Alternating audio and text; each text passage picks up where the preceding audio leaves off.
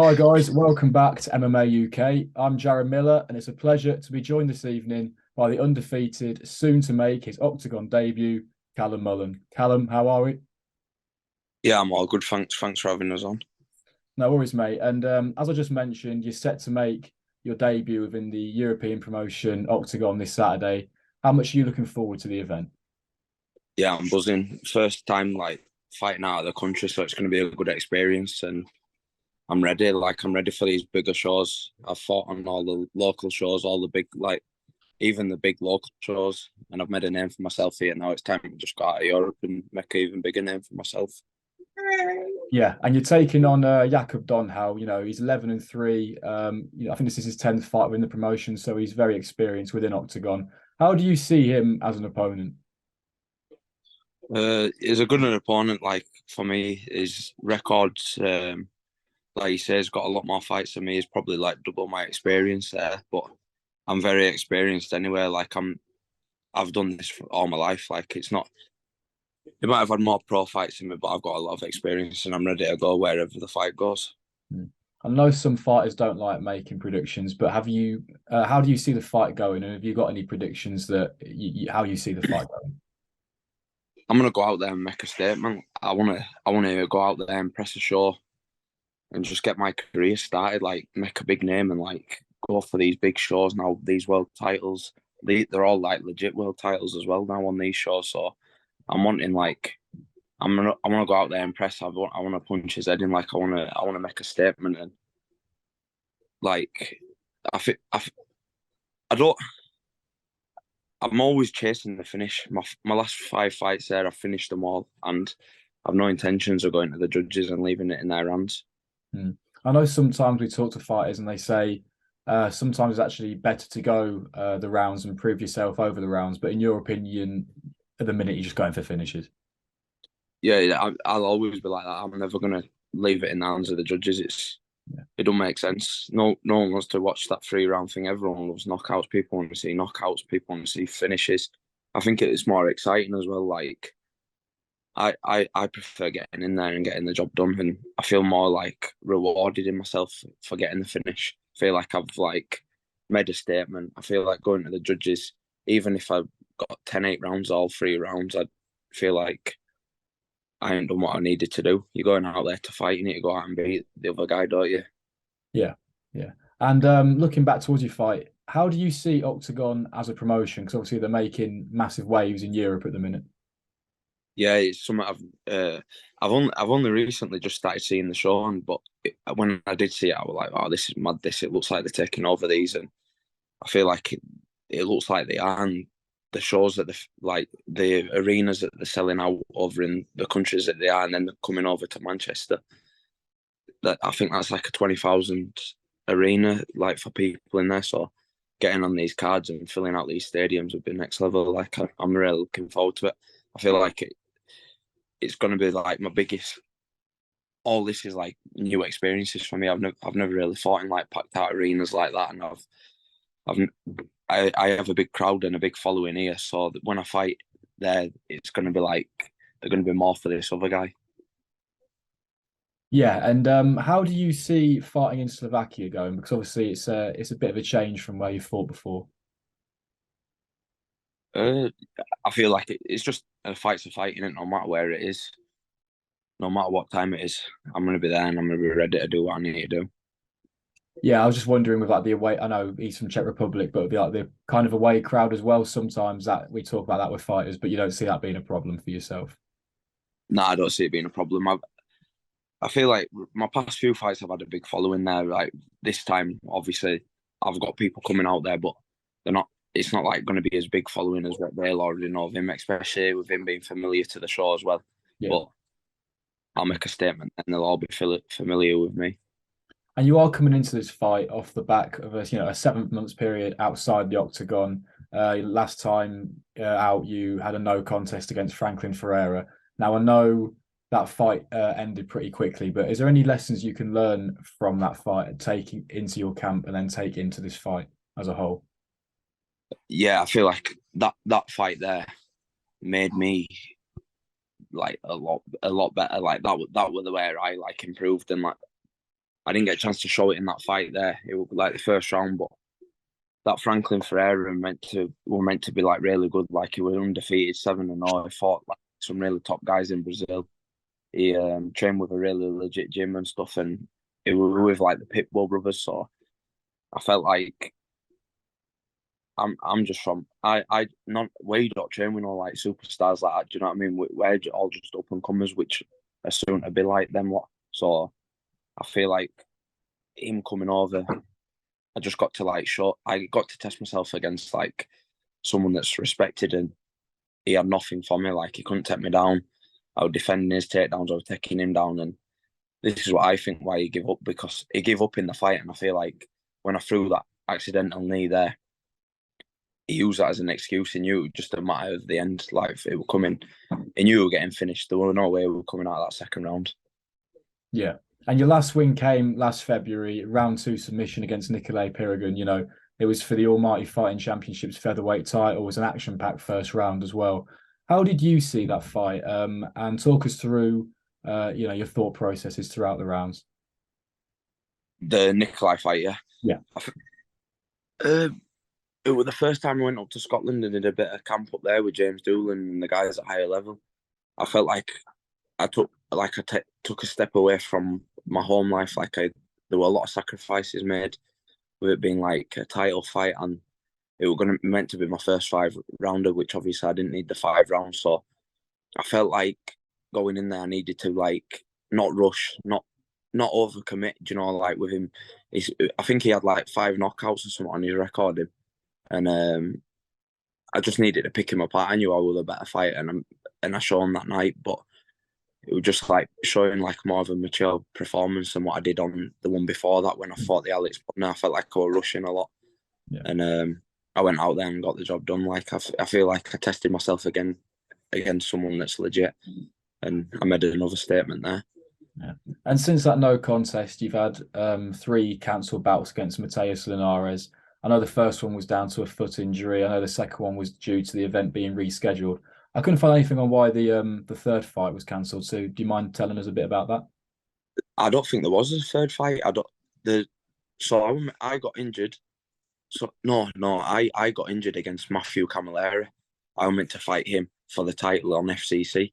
I ended up getting injured. I pulled out in December, and then I was meant to fight that Mateus. The show got postponed, and then that's all it's been since. I think that's on Tapology, that, innit? I feel like there's just been a mistake made there. So Okay. they cancelled the event. Did FCC pushed it back to the weekend just gone where my brother just fought, and they basically said to me, "Do you want to fight him on the show again?"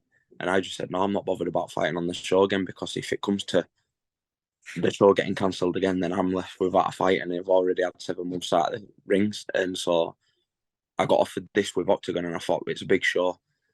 It's bigger than what I'm on already. Like, it's going to get me out there. So I thought, let's just jump on this, and I'm guaranteed to fight. Like, I want to be active, whereas there you can see I ain't being active. But yeah, the cancelled bouts with that Mateus, it was literally just because of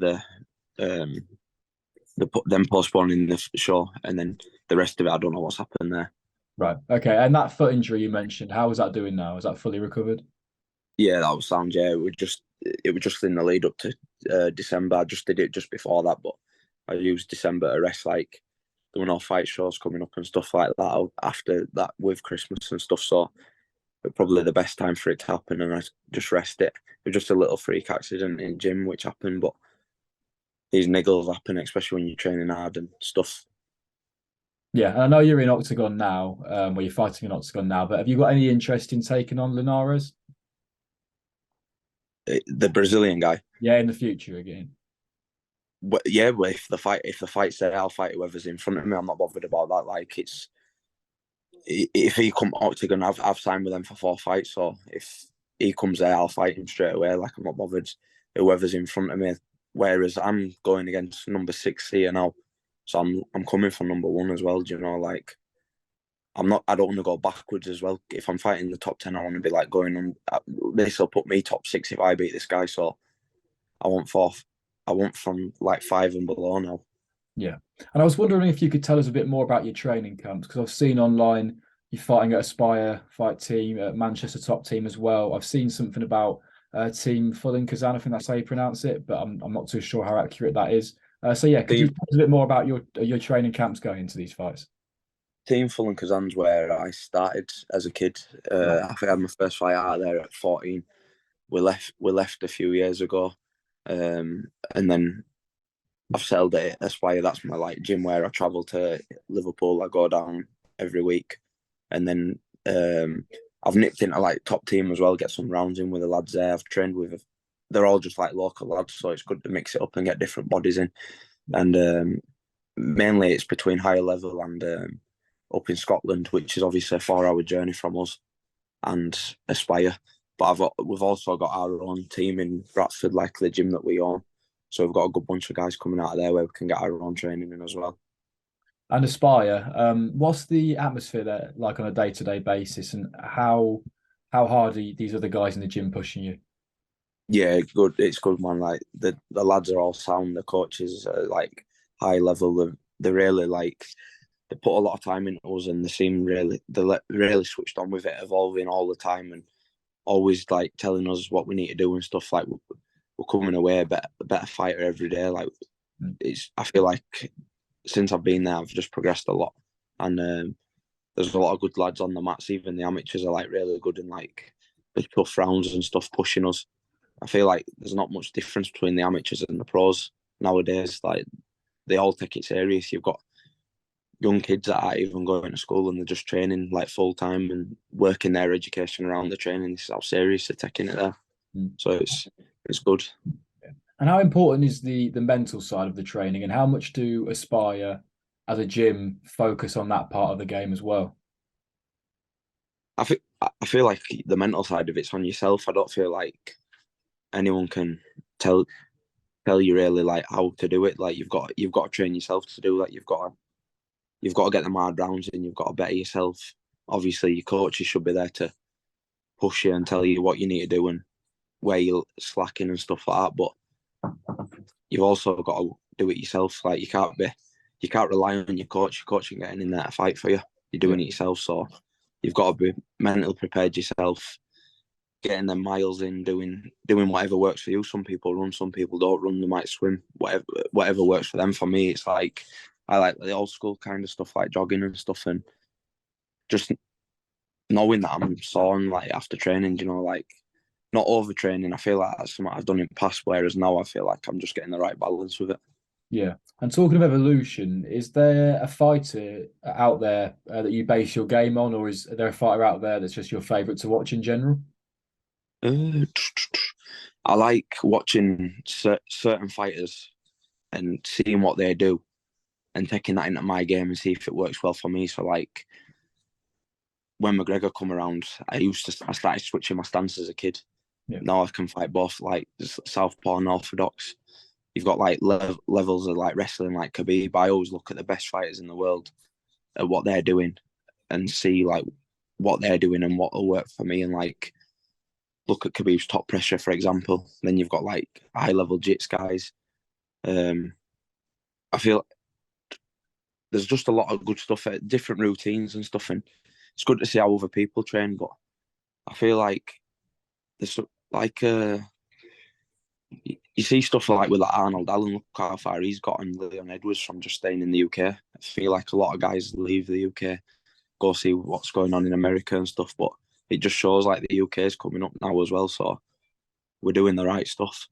Yeah, it's interesting you mentioned Leon and Allen because obviously in their gyms, the gyms they're used to, it's a great atmosphere and community kind of centre at the gyms. Do you think that's a big factor in the English MMA scene compared to other places, that we actually have the experience and the professionalism within our gyms now to produce these world talents? Yeah, definitely. The gym I'm at, I definitely feel like I could get all the way to like a world title in the UFC or something like that. Like the coaching is switched on, they're evolving all the time. Like I say, I feel like you've got to be 100% in this game. You can't be half-assed with it. You've got to put your all into it, and it works, like I say, from you and your coach. Your coach has got to be like wanting you to get better. He needs to evolve his own game.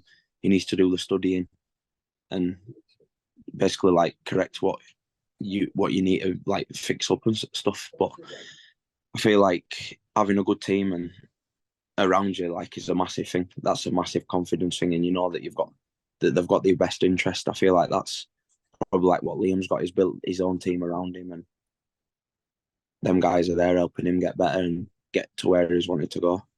Yeah, and is it important for you to have your guys, in your corner batting for you? Yeah, I feel like even like the corners and stuff, like you have there people that are there in there with you, like seeing you grind daily and pushing yourself, and it's not just some random guy in there that's just turned up on day. Like these have been through it with you, so I feel like they know you best, and they know like they know what the plan is. So I feel like they're the guys I have in my corner. Yeah, and finally, mate, what are your goals for both the near future, but also looking at your MMA career as a whole? My goal is to be like UFC world champion. That's all what I've been since like I've the goals. That's been my goal since being a kid, and I've no intentions of like swapping that around, like going for other promotions. And that this is just another step in the right direction for me. Bigger stages. This is just going to be more prepared for these world level events and like big arenas, and even like all these interviews. Like I did a couple the other night, and then I've had you on tonight. Like it's something new to me. Like I've done a few before, like maybe one for a fight, but it's crazy. And like even I feel like this is just like this is what makes fighters and gets them used to that the big stages.